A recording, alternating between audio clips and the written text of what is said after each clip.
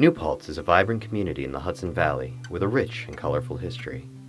It was settled by French Huguenots in 1677 in an area that had long been the home of the local Lenni Lenape tribe. When you meet a Lefevre at the historic Huguenot Street, or you meet an Elting, or you meet a Du Bois, they're probably here because their family has been here for hundreds and hundreds of years. The fertile banks and lazy bends of the Wallkill River and the view of the Shawangum Ridge above made New Paltz an enticing place to call home. A lot of the architecture of the buildings that were built, the homes that were created by the settlers and early settlers and people right up to today reflect this legacy. It's an interesting mix of cultures and diversity that really gives New Paltz a unique aspect. Most people know and understand and appreciate about the old stone houses, but don't really realize the diversity of historical periods and historic buildings, historic resources, that are out there. So it's really valuable to have a full picture of what's there up into the 20th century. It was in the context of the rich and diverse history of New Paltz that a 2003 certified local government grant from the New York State Historic Preservation Office was awarded to identify and assess historic resources in the village and town. Intensive data was collected on 7 areas: the Huguenot Street area, the Millbrook area, the Middletown area, the Bontecoup area, the North Ohioville Road area, the Butterville Road area, and the Wallkill South End area.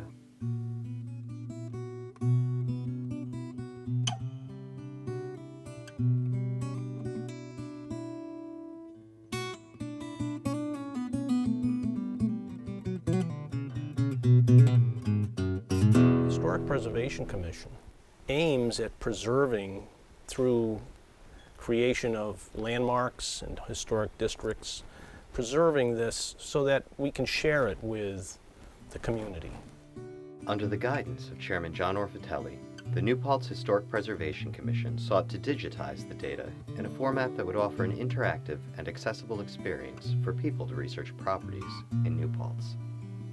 Basically, we were asked to take over 1,775 properties and basically tell a story for each one. It has really been such a pleasure working with the Historic Preservation Commission. They have shown such initiative and passion for this project, and they've done it all. They've written the grants, they've made all the connections with the State Historic Preservation Commission.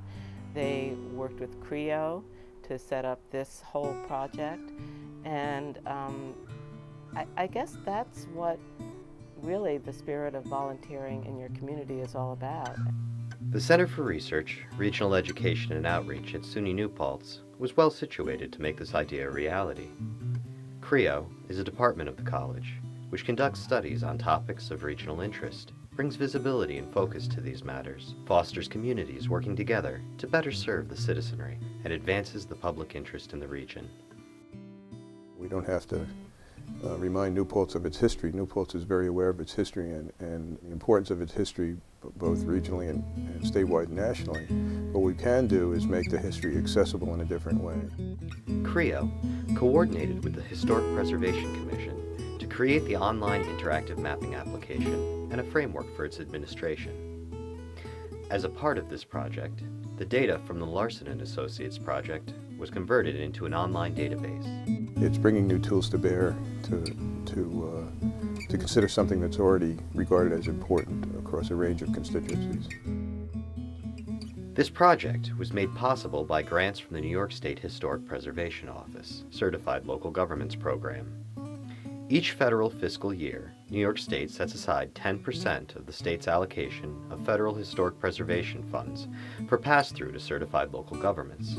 New Paltz has applied for and received several of these grants, which have facilitated the creation of the site, the interactive timeline, and most recently, the production of this video.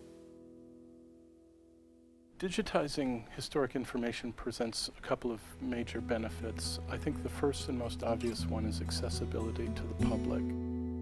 Homeowners can easily discover the basic facts of the history of their property, their building. You don't have to be an historian. You don't have to be a scholar to really appreciate the excitement of the history of our town.